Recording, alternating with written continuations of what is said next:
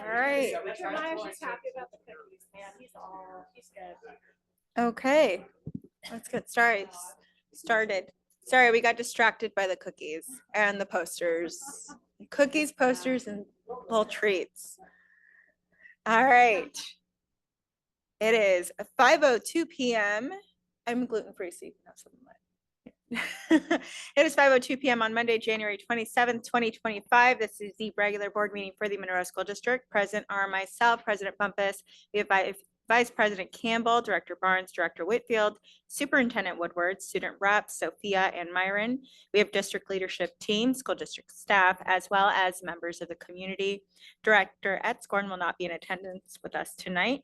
Members of the public can log into the regular board meeting using the Zoom link attached to tonight's agenda, which is also available on the Board Docs website. Please rise for the Pledge of Allegiance. I pledge allegiance to the flag of the United States of America and to the republic for which it stands, one nation, under God, indivisible, with liberty and justice for all. Welcome to tonight's meeting. We are so happy to have you join us. All comments during tonight's meeting are audio recorded and will be available online or on our website. This is in addition to the written minutes. Please understand that while it may appear the board is moving quickly on important matters, there have been previous discussions on these issues, either in earlier meetings or in board workshops, which are also open public meetings. Each director has had ample time to study the issues, ask appropriate questions, and obtain satisfactory answers from the superintendent, his staff, or through outside research. Those wishing to address the board during public comments must turn in a public comment form prior to the start of the meeting at 5 p.m.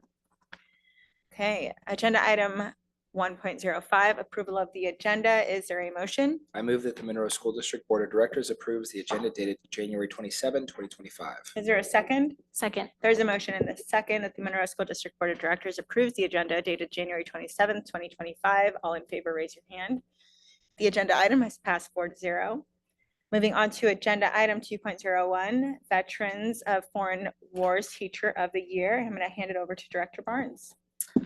Okay, so we have an incredible member of our community that's going to come up and help us honor this amazing teacher of ours. But I'd love to introduce Drew James, who is not only an Army veteran, but he's also the State Senior Vice Commander for Veterans of Foreign Wars, Department of Washington, and the Supreme Judge Advocate at the Military Order of the Cootie and its auxiliary.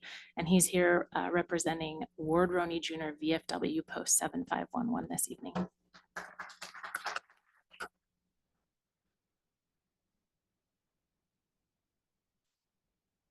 We have a certificate or anything? Oh, okay. You left me hanging, Holly. So first of all, thank you for the invitation to come out here. This is always a very important thing, not just to us, but also to the school board as well, to represent and honor and appreciate teachers that go above and beyond. We really try to strive for the VFW to recognize these teachers that go above and beyond.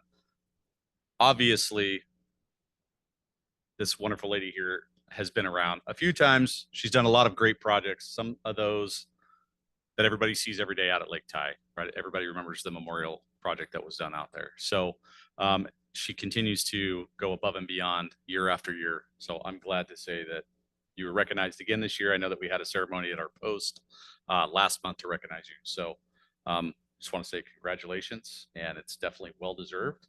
And I know that you're going to continue doing what you need to do for the community and the students. So thank you. I don't know. I was just invited up here.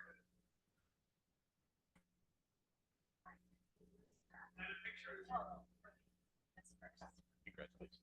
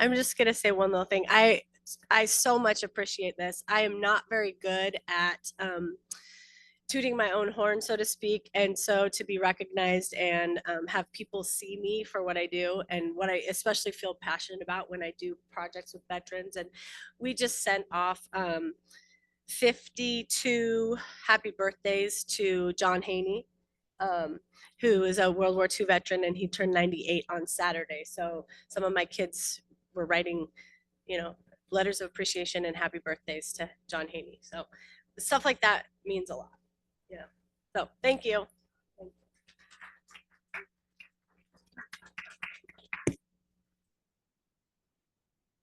Thank you again, Tanya. Okay, agenda item 2.02, we have staff recognitions for the employees of the month for December. The Monroe School District Honor Roll Recognition Program is aimed at recognizing employees for exemplifying our core values through their service to our students, staff, families, and community. Congratulations to the 34 exceptional staff members nominated in December for their outstanding service to our students, family, and our community. Please join us in congratulating our December employees of the month. All right, I get the privilege of honoring Leslie Knudsen, our van driver at Transportation. And this is the nomination that was turned in for her. It says, I'm eternally grateful for the love and kindness Leslie has shown my daughter as she takes her to school every day.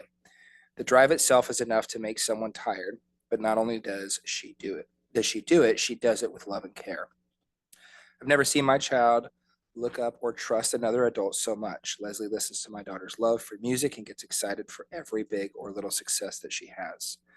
Leslie makes me as a parent feel safe as I drop my kid off, and she also gives me helpful advice and positive feedback on my kid. As a special needs parent, life is hard and scary. People like Leslie make me have peace in my heart, and that is something you cannot put a price on. I wish there was more I could do for this saint of a human, but I hope that a thank you is a start. Thank you for everything, Leslie.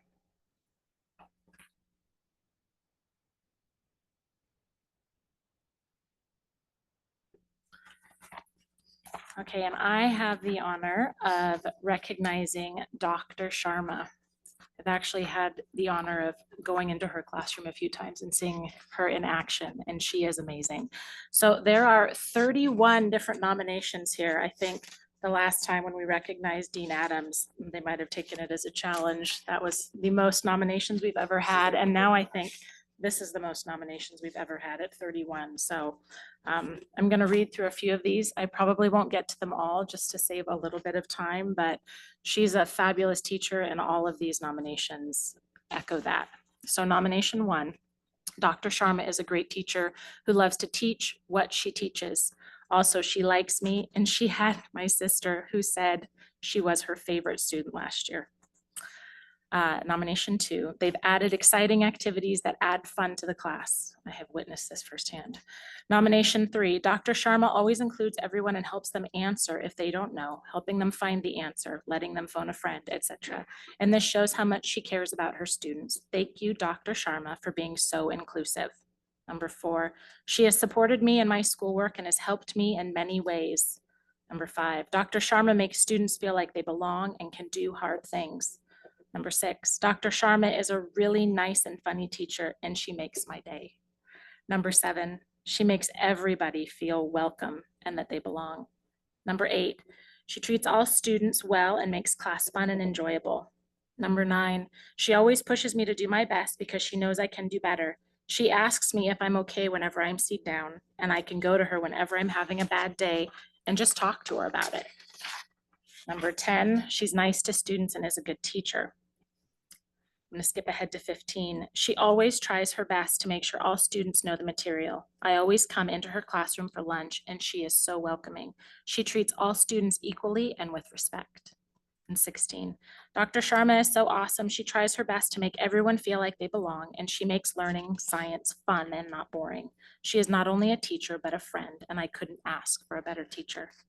Number 17, Dr. Sharma shows these core values by making all in her class feel included and making sure that everyone gets to share. She lets students extend their learning by letting them take her extension class. She makes sure everyone understands the material, and she makes sure she's not biased when she grades students' work. She is friendly and gets the class to be engaged in the work like most teachers can't. Many students can back me up when I say she is a magnificent teacher. I'm going to skip ahead to the last two now. Number 30. Dr. Sharma is always doing things for us, even though classmates misbehave. She brings us extra things like donuts and makes sure everyone is equal and everyone is treated fairly.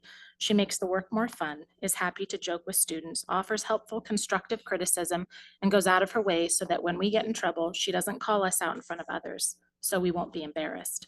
I've never had a better teacher in the 8 years I've been in school.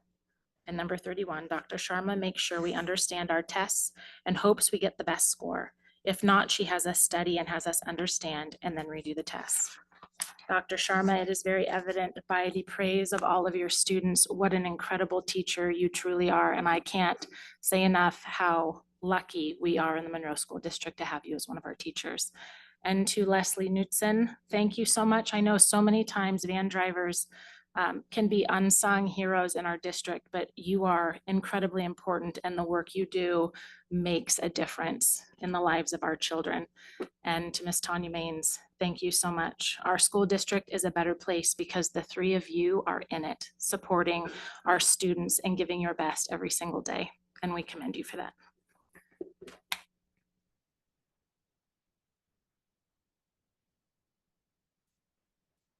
Thank you both. All right, moving on to agenda item 2.03, we have school board recognition. January is officially School Board Appreciation Month in Washington. We'll take a moment to appreciate all that you do, all that we do. Oh, this is, thanks, Sean. The long hours, huge amounts of reading, thoughtful decision-making, and dedication to quality schools. Yes.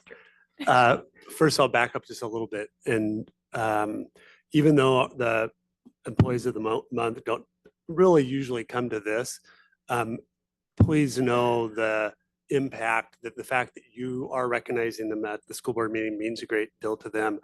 And Tamara and I are the ones that typically go out and present the awards each month. And there are tears, there's surprise, there's appreciation. It's super fun. So I really should, next time we go, I ought to invite a couple of you just to come along. That would be pretty cool, but it means a great deal to our employees. So thanks for recognizing them here as well.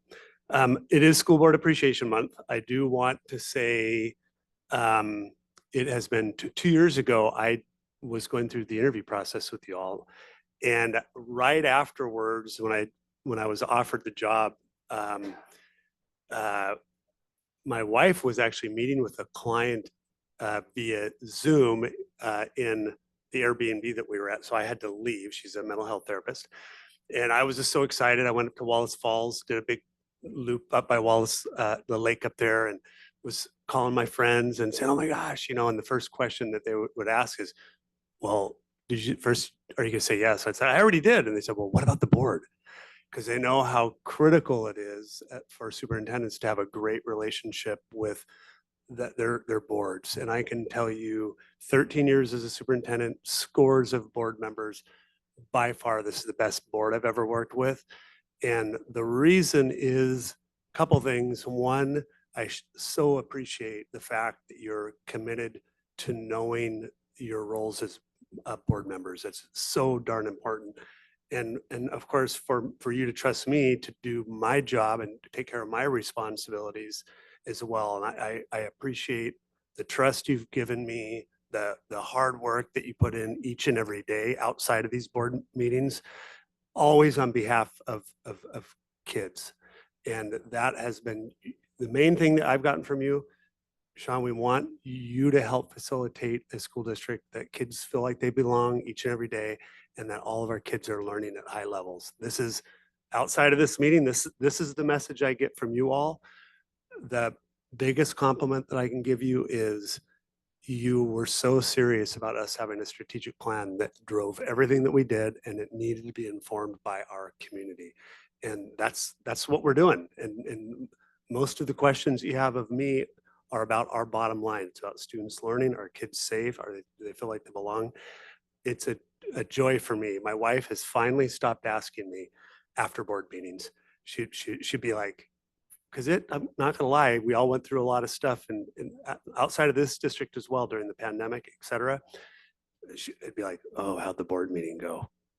And now she doesn't ask, because I always say, it's fantastic. We're doing great work on behalf of the kids and the community. So I wanted to say thank you. And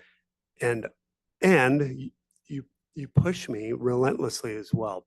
It's not just all fun and games. I know that, but you're pushing me on I believe what are the right things and what I care just as deeply as you do about as well. So thank you so much. I want to read this proclamation. I could skip over it, but I would hope this proclamation from the governor, that if you could just really reflect on the words, because it's absolutely true. So I'll read this here.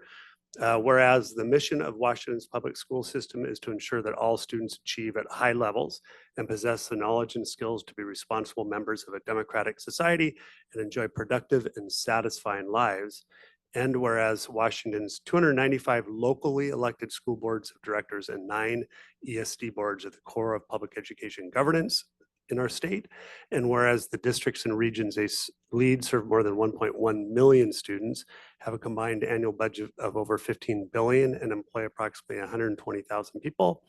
And whereas school directors play a crucial role in promoting student learning and achievement by creating a vision, establishing policies and budgets, and setting clear standards of accountability for all involved. And whereas school directors are directly accountable to the residents in their districts and regions, serving as a vital link between members of the community and their schools. And whereas school directors and ESDs provide a passionate voice of advocacy for public schools and the welfare of school children. And whereas it is appropriate to recognize school board directors as outstanding public servants and champions for public education. Now therefore, it's Bob Ferguson now, that's right. Governor of the state of Washington proclaimed January 2025 as School Board Recognition Month.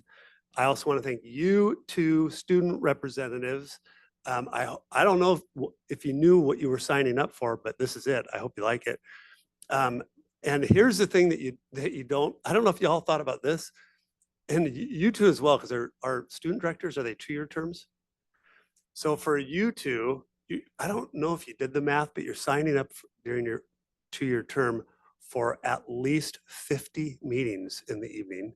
And board members with 4-year terms, over 100 meetings is part of the gig. I don't think people really, and then all the stuff outside of this, right? I know now you're probably going, wait a minute, is that what I really signed up for?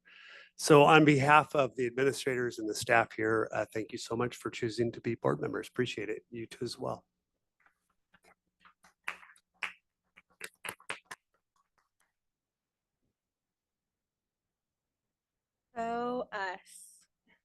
OS, great job, great job, you guys. Thank you for that, Superintendent Woodward. That was really kind.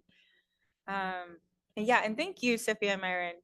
You really didn't know what you signed up for. We appreciate you, both of you, so much. We appreciate you so much. We're going to put you on the spotlight right here. 2.04, student representatives or student reps will present a report highlighting student activities throughout the district. Yep, Sophia. Hi. Okay, first, the high school will have its last day of the first semester this Thursday, meaning there will be no school this Friday, so a 3-day weekend, which I'm excited about, and I think many are. And then National Honor Society is helping to volunteer to put together a Valentine's dance for veterans in the community at the Cascade Church on February 8th from 4 to 6 p.m. And anyone is welcome if you'd like to help out. And then Tolo's theme was voted by students, and the winning theme is Galactic Groove. Tolo will take place on February 22nd from 7 to 10 p.m. Students can purchase tickets from the 13th to the 21st of February. And then another event that is coming up is Macho Volleyball. Macho Volleyball is an event where any student is welcome to create or be part of a volleyball team. All teams will play against each other to come to one final winner, and then they will play against the staff team. And then signing up is due February 17th, and if you're not playing, then you're welcome to come and watch. Good evening, everyone. So next Friday, February 7th at 6:30, there will be a home game for Monroe Basketball Unified Team. Please, if you can, come to the games. These games are very fun to watch. February 7th at 6 p.m. It's a home game. These games are very fun to watch. I like seeing the smiles on their faces, especially when they score. It's very fun. And and then we actually have a new program. Well, I don't know if it's like a program or not, but Boeing is offering a hands-on paid manufacturing student development programs. And the deadline to apply is February 5th. And ages 16 and up can join. And you can stop by the Career Center at the high school for more information. Any questions, directors? I'm just really curious, who won last year with macho volleyball against the students and staff? Do you remember? It's their first year doing it? Yeah, it's the first year doing it. This was like a surprise. I don't think anybody knew it was gonna happen. But yeah, we've Oh, the never. staff probably knows. They've been practicing. Yeah, but the students didn't. I know, like in the past couple of years, it's always this one senior boys group that managed to win. It's always the soccer boys team, and like the senior boys group always wins. I don't know how, but yeah, I'm excited to see the staff team play. Awesome. Thank you. All right. Thank you so much, Sophia and Myron. Appreciate you. Okay, we have no public comment tonight. So moving on to agenda item 3.01, Facility Advisory Committee. I'll pass it over to Superintendent Woodward. All right, so tonight we are recommending a firm to assist us with our pre-bond planning efforts. That is actually on the consent agenda. I'm sure you've reviewed that already. Adam and Brendan and I put out a request for qualifications for a firm to help us with our pre-bond planning. And then we had 5 different proposals, all were outstanding. And we reviewed those and we ultimately selected or recommending for your approval tonight, Turner and Townsend Heery. They have a ton of experience in the field. Most recently, they helped Cheney Public Schools in my old neck of the woods there near Spokane pass a $72 million bond last November. So there's not a lot of passages for bonds in the state. I think the number that we saw a couple weeks ago was only around 28%. So they helped one of the districts pass their bonds. What they will help us do essentially is ultimately help us land on a community-based request for a clearly defined bond that would be grounded in data, needs of our educational programs, and then steeped in community feedback to you all. There's a lot to the process, including something called a district-wide functional adequacy reviews, and all that would be is that a team member from Turner, Townsend, and Heery goes out and they meet with all of the principals / administration at each of our sites, and they do an evaluation process to determine how well the school facilities meet the needs of the student, staff, and then the overall educational program. They take all of that data and then bring that to our Community Facility Advisory Committee to review. And then they would also facilitate all of our facility advisory committees, which will be somewhere between 7 and 10 meetings. They'll help us with all the community engagement pieces and of course all the technical expertise. And again, to get us to some sort of recommendation to you all. The committee meetings would be starting at the end of this month. They're all on Wednesday nights. I'm sharing this because I need 2 board members, and I'm going to defer to Jeremiah and Jen as the president and vice president for first dibs at this if you want to do it. There are, I think, probably closer to 7 meetings. Wednesday nights, 5:30 to 7, starting in February. And I'm going to give you the dates now, and I'll have you think about it a little bit. You don't have to answer me tonight, so you can check your personal calendars and professional calendars. But there are February 26th, March 26th, and I'll send these to you as well.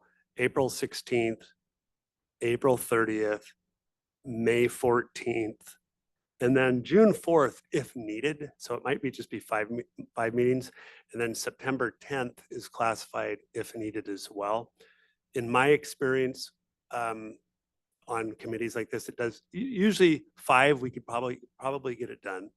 And then one of the meetings like this, like the 6th or 7th, would be an opportunities for us to share a draft recommendation with our larger community, have some community meetings and answer questions, etc. With the goal being October, we would do a formal presentation to our school board, to you all, as far as our recommendation is concerned. So ideally, the firm that that we're recommending tonight would love it if at least one board member, preferably 2, could serve on this committee. So that's all I have. We're ready to get rolling on this thing. And if you all approve this firm tonight, they will get started tomorrow on the functional adequacy reviews in our buildings. Any questions? Thank you, Sean. Okay, moving on to agenda item 3.02, graduation credit requirements, and this is our first reading. We have Monroe High School Principal, Mr. Brett Willie here.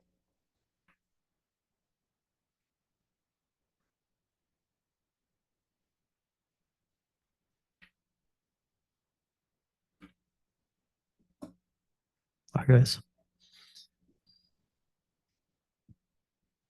Well, can I just thank you also for being an amazing board? I know Sean pretty much said it all, but I was thinking walking in here, just mentioning how appreciative we are at the building level of you all, and just you've stuck through some hard stuff, and I feel like we're in 1,000 times better place than we were a few years ago. And that's because you hung in there and believed in us and helped us get a plan in place that we can all aim at, which makes 100,000 times the difference that we know where we're going. So thank you all, and just appreciate your support always. So you guys have the document in front of you? Okay, it's fairly straightforward. Basically, we're going, my glasses on here, we're going from 30 credits required to 24, and we will get all the way to 24 with our incoming freshmen next year. The challenge is for like this year's juniors who will be seniors next year, like how to kind of stair step it back for each class as they come up. So as an example, next year's seniors, the max credits they could have earned over 4 years when we go to 6 periods will be 30 credits. So if you notice on the 2026 line, we've stair stepped their requirement back to 28 just to continue to give them a little bit of wiggle room, because that's kind of what they've had up to this point. And the 4 subject areas that we are currently over what the state requires is social studies. We require a credit more than the state does. CTE, a credit and a half.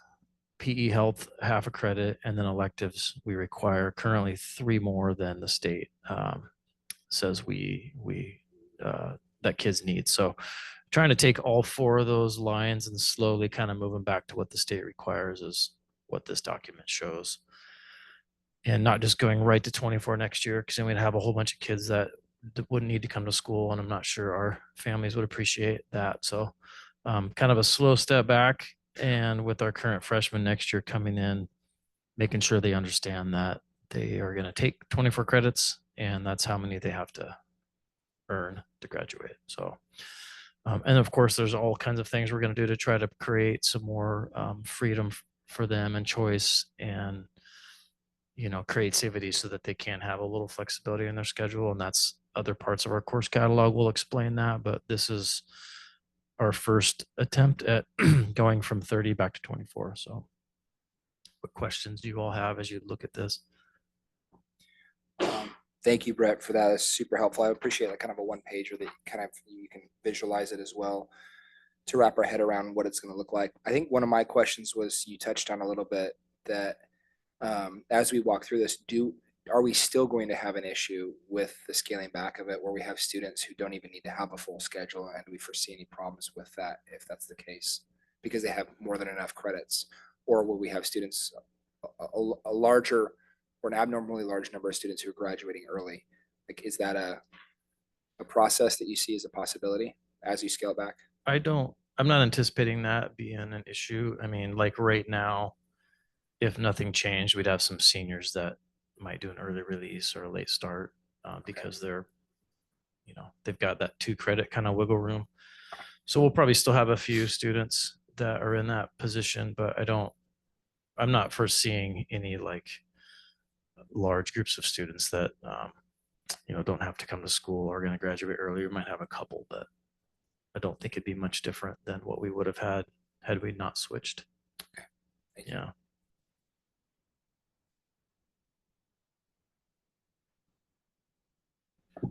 There was talk in earlier conversations about a 0 period and a 7th period. Mhm. So before or after school based on the electives or interest of the students. Can you touch on that?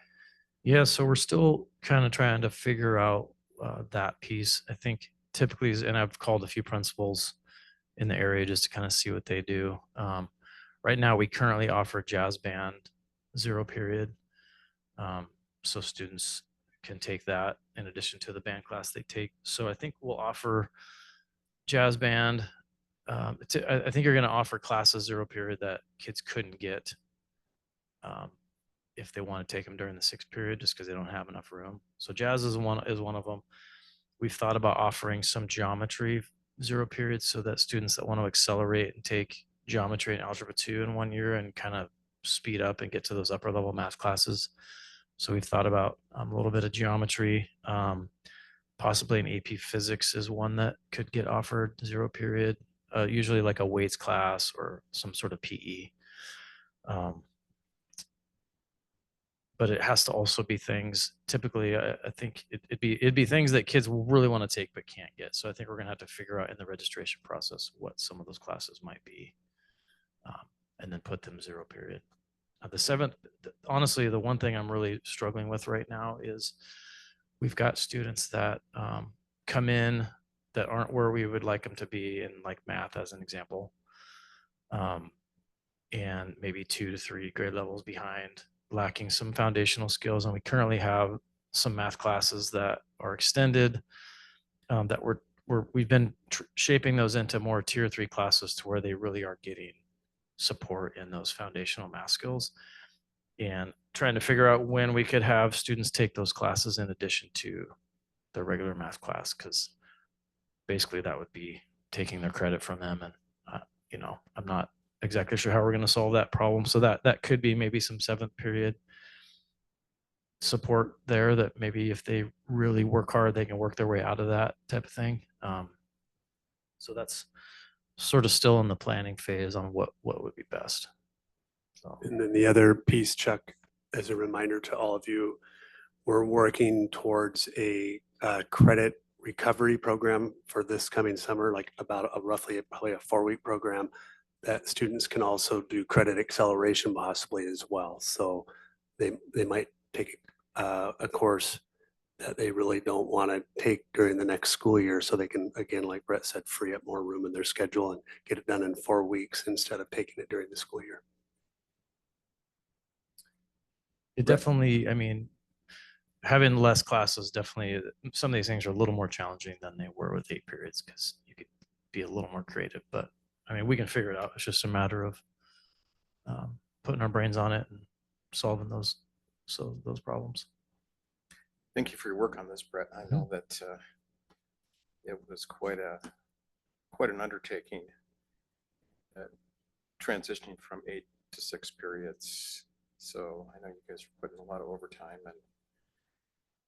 and testing the gold gray matter, trying to put everything together. So appreciate your work. Yeah, you bet. And we've got a lot of people working on it, and we're kind of using it as an opportunity to just redo our course catalog and update all of our classes and just do it all at one time. So my whole admin team up there is working on it, and all the department heads are are working on it. Last Friday, all the teachers went in and made sure their courses were accurately described in the catalog and stuff. So it's kind of a all hands on deck. But I think the hardest lift is like right now getting that done and this stuff done. And then once that's final, then we're just kind of back to where we would have normally been and registering students and making a schedule and stuff.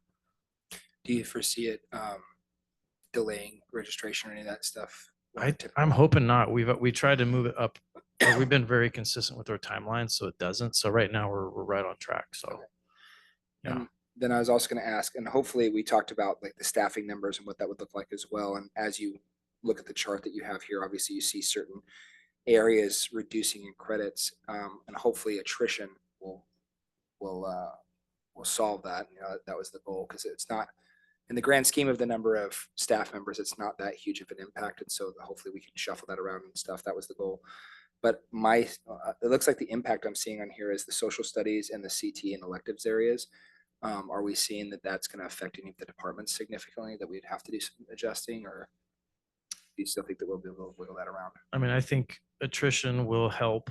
I guess I'll be curious once students register. I feel like we'll have some pretty good answers on where we might be a little bit of a gap, or if there might be a need to do some reassigning. But here comes Dan to help me answer this question. Yeah, I just want to add, Thanks, Dan. HR department, you may not be aware of this, HR department just on Friday sent out the annual survey. Yeah. When we asked teachers what their plans are for next year, and so Yeah. those responses are trickling in now. We've asked that they get them done by February 13th, so that's going to give us a better idea. Okay.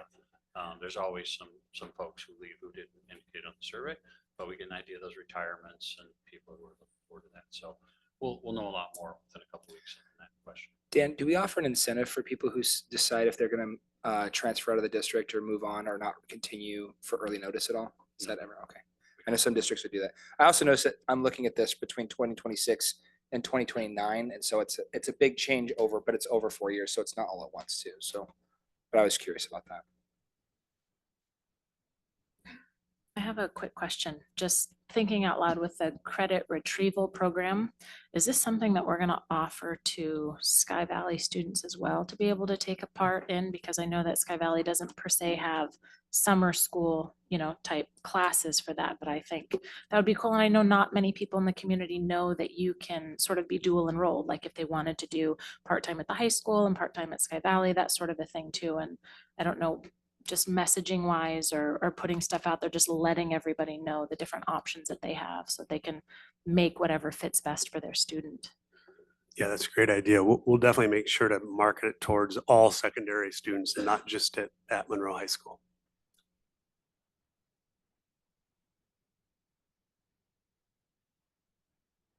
Questions? Okay, Brett, thank you so much You're for all welcome. of the work you're doing and your entire staff up there. I know that it was a tremendous lift and right before the holidays.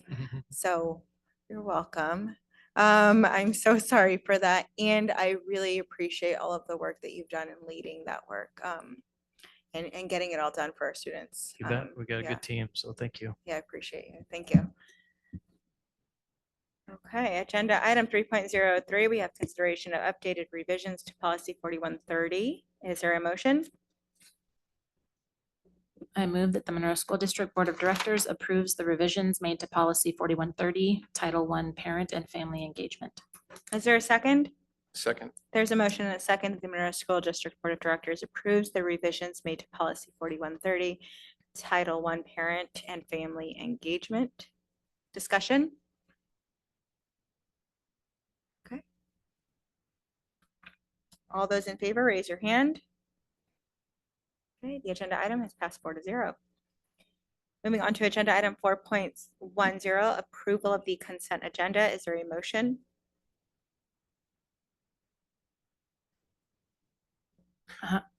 Oh, go ahead, Chuck. I move that Monroe School District Board of Directors approve all items as listed and presented in the consent agenda dated January 27th, 2025. Is there a second? Second. There's a motion and a second that the Monroe School District Board of Directors approve all items as listed and presented in the consent agenda dated January 27th, 2025. All in favor, raise your hand. The agenda item has passed 4-0. We have agenda item 5.01, superintendent update. Superintendent Woodward. All right, so I'm going to share some really good news this evening. So you probably remember last year, I was trying to share the difference between our average daily attendance versus students regularly attending school. And every month, pretty much, our district was showing that more kids were attending school more of the time. But I didn't really know the impact that would have on our chronically absent students. And and I wasn't sure that we were going to have similar results. So the results did come out. So Jesse's going to push forward to our regular attendance in the district, and that means students who miss fewer than 18 days of school last school year. So you can see the state average was 72.7%.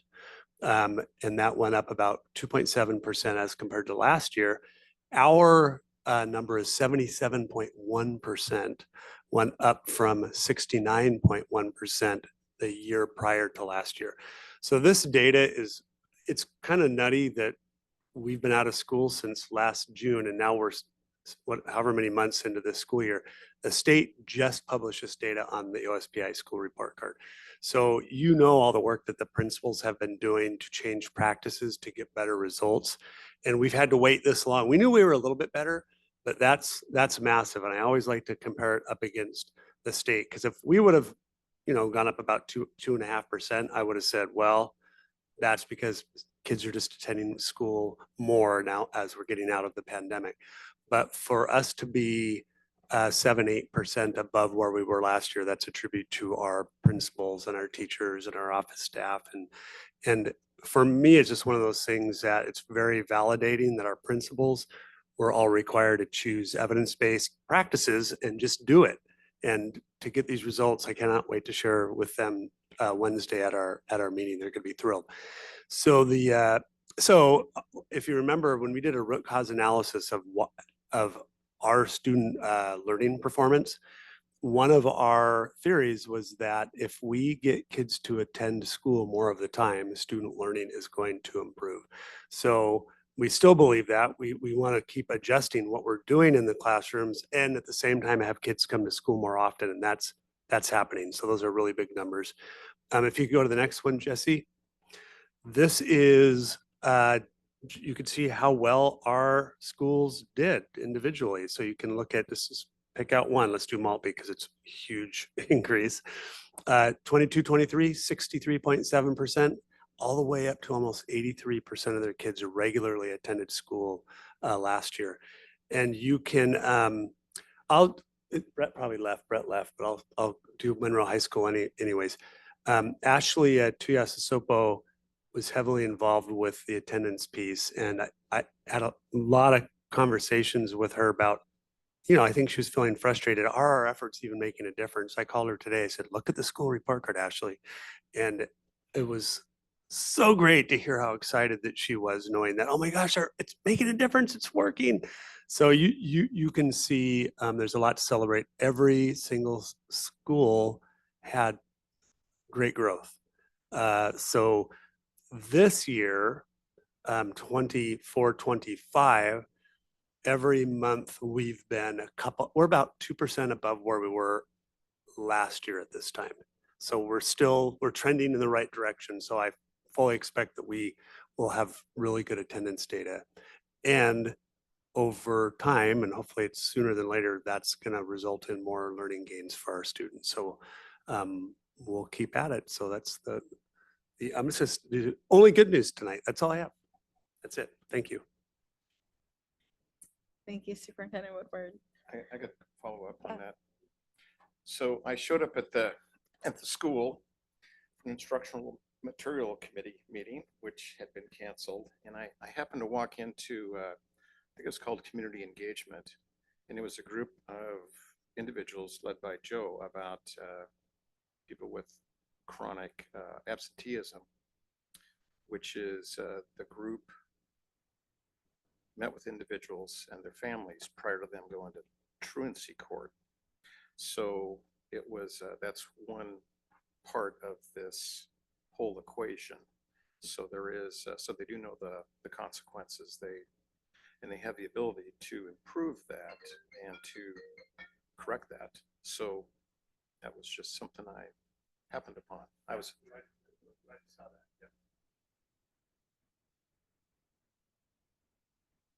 Thanks, Chuck. Sorry about that. Okay, moving on to agenda item 6.01. We have board reports and or comments. Go ahead, Director Barr. Okay, so this is a little bit long tonight, but there's a lot of celebrations that are going to be taking place. So I'm going to start off with our JROTC program. It's an incredible program, but they've placed first at their first 3 competitions this year. Their last one, which was the district competition this last weekend, they placed first for unarmed drill and armed drill. So for both of those, they are currently undefeated, which is amazing. And they will be going to regionals. The unnamed commander competition, Brock Peterson from Monroe High School, he took first place in that competition. So congratulations to Brock. And they will be trying next month to qualify for Marine Corps Nationals, which is very exciting. So just to give a shout out to these 5 individuals who are all in the Monroe School District. We have Brock Peterson, Clint McGowan, Jackson Dewey, Ethan Norsworthy, and Lucas Ross. I apologize if I got any names wrong. And then can't forget Logan Bird. He is also part of the air rifle team, and they are going to nationals this next month in Anniston, Alabama. So a huge congratulations to those Monroe School District students on their great accomplishments in JROTC. Next is band. So we get to recognize Yuridia Nieves Lopez, who does clarinet, and Matthew Reines, who does baritone saxophone, for being selected into the 2025 All Northwest Band. And these students were chosen from a competitive pool of peers across 6 different states: Washington, Oregon, Idaho, Montana, Wyoming, and Alaska. Yuridia and Matthew will travel with band director Lisa Ray to Spokane on February 14th to rehearse and perform in a concert on February 15th. So we're very proud of their hard work and know that they will represent Monroe High School incredibly well with their excellence. So congratulations to the 2 of them. I also have Martin Luther King Jr. Assembly to report on. I had the honor of going to that on Friday last week. I got to hear Myron speak, but I asked our new ASB teacher that came in, Brett, who's absolutely amazing. He came here from another school district, and it was so cool to hear him say, "This school district is amazing. This is awesome. This has been nothing but fabulous after everything that we've gone through, to have a teacher come in from the outside and just say, this is incredible. I love it here. I don't ever kind of want to leave." That was really a bucket filler in that, and I really appreciated that. But so the committee members who put on the MLK assembly were Micah Moore, Marissa Leishman, James McFarland, Brandon DC, and Annika Palmore. And then Myron spoke, as well as Brian Evangelista. And it was a phenomenal assembly. It was really cool to sit there. I learned something new too that I hadn't heard before. I learned about SNCC. And if you don't know what SNCC is, it's an acronym. It's SNCC. It stands for Student Nonviolent Coordinating Committee.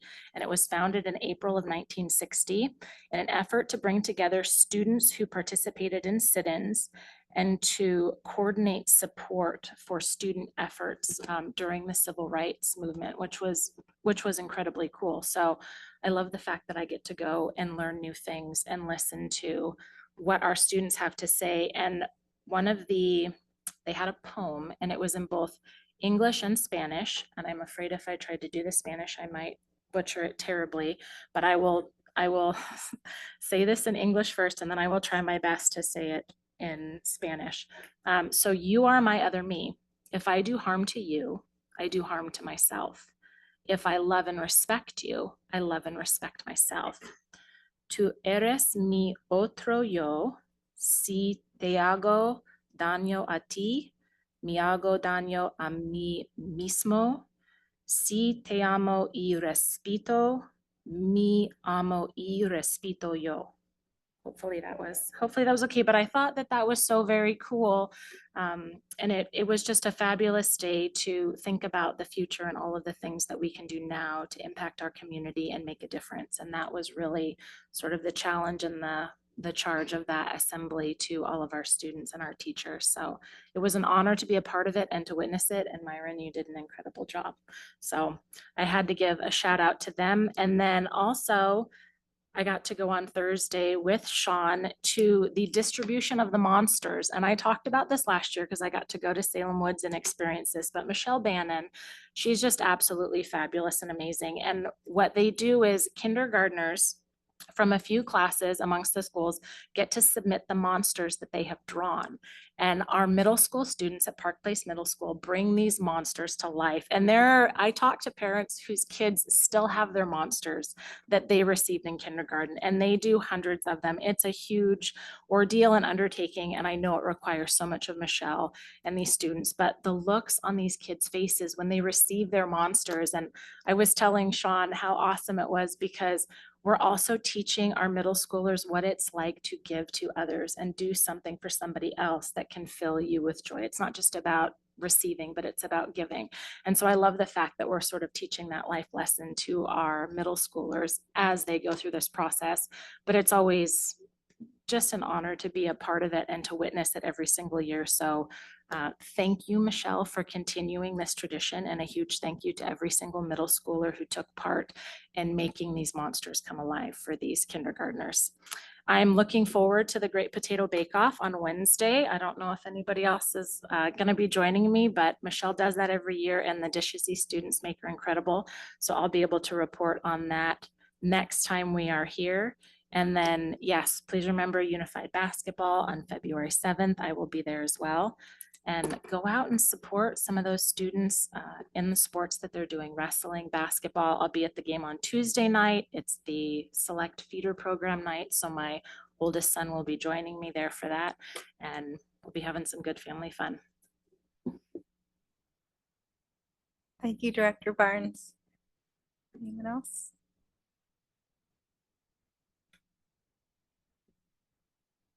Go ahead, Director Whitfield. Well, I have a potpourri of things. So at the Rotary Club, Kathy Nicole made a presentation about the transitions class for the Monroe School District, and that was very good. I had a chance to talk to Diane Forth, a past member of the Monroe Community Foundation. And it was informal, and so we just kind of talked about a variety of things. First off, I don't think Katie is going to be happy with the school district for a long time.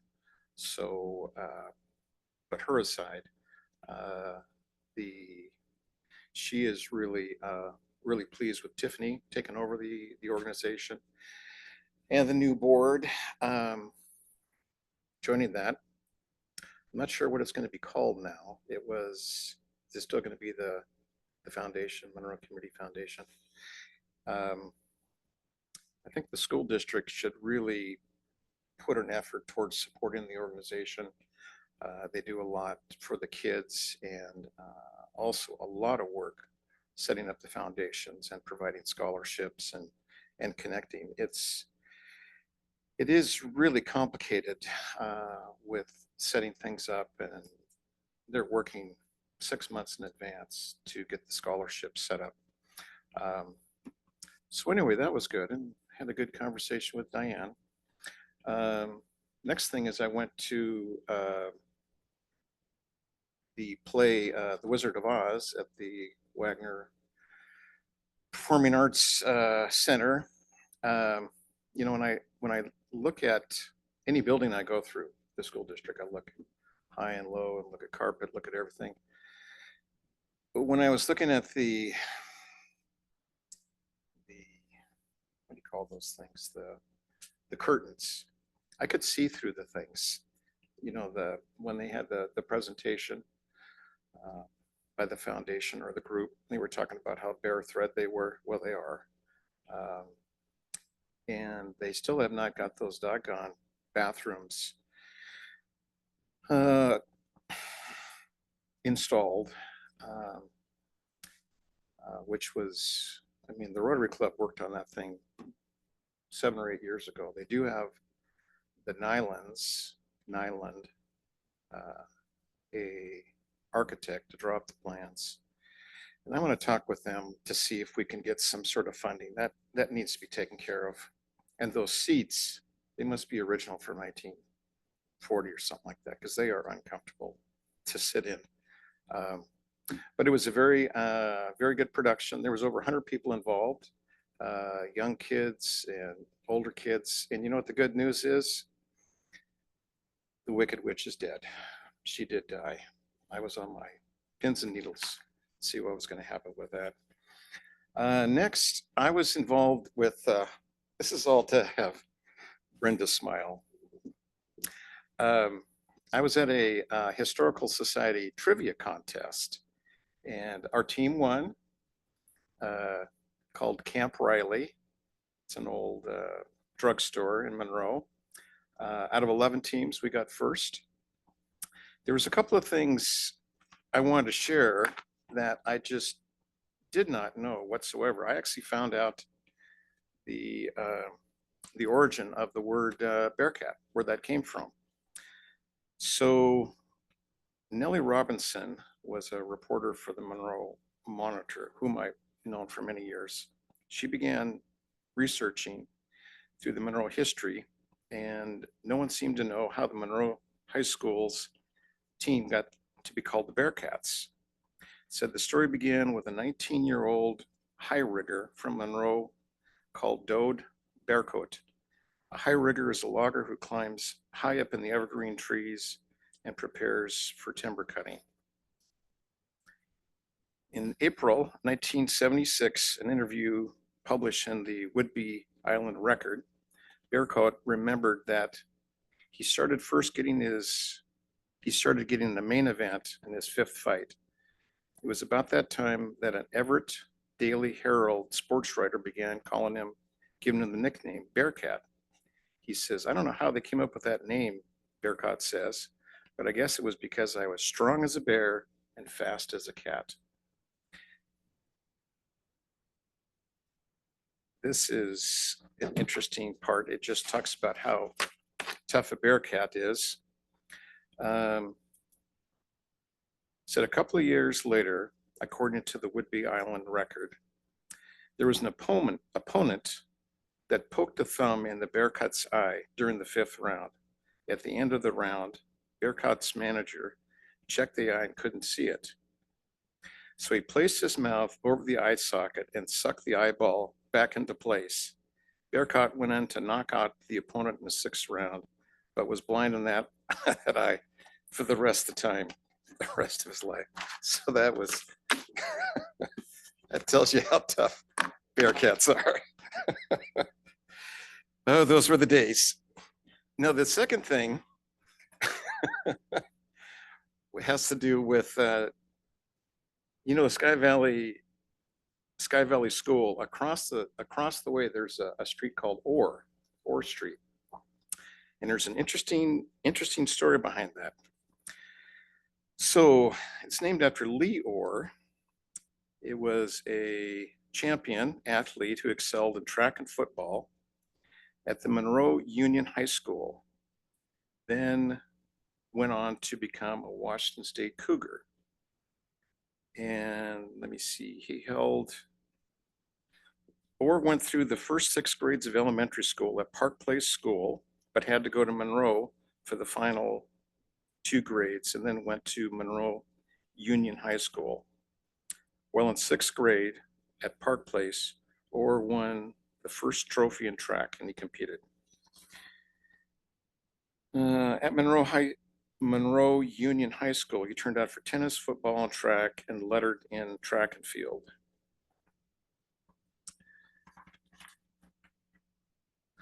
Leor enrolled in Washington State University after graduation.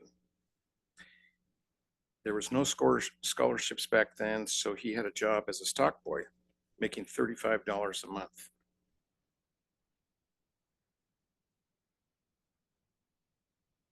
Orr won his first try towards the Berlin Olympics in 1936. He successfully completed in Western Canada Olympic trials in track and field back in Vancouver, BC. He was chosen to represent Canada in the 1936 Olympics. He was the representative from Monroe. He was the first representative from Monroe in any athletic Olympic event, qualifying for the 100 and 200 meter dash, and the only one in town known to be involved in an Olympic competition.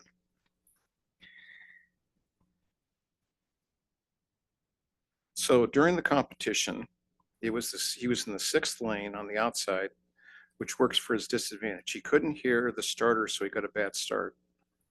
Thinking of Jesse Owens, whose win angered Adolf Hitler that year, Orr commented, it was more of a thrill to lose to Jesse Owens than running any other race. He was a gentleman, he was very smart, quiet, and a modest individual. Orr wasn't involved in politics, but he did stand about 10 yards away from Hitler, Goring, and Goebbels. At that time, Hitler was just a celebrity. I didn't get a sense that he was anything else because of the things he did prior to we didn't know anything about. The German people were very friendly, and Berlin was an awfully clean city. After all those years, he is still in the top 10 in a couple of events at the WSU record book. His distinguished track career landed him a place in the Washington State Athletic Hall of Fame. He graduated from WSU in 1938 with a degree in teaching, and but he never taught a day in his life except as an example of applied endeavor and sportsmanship. Orr made one more trip to Germany, courtesy of the United States Army, World War II, as a member of the Cannon Company.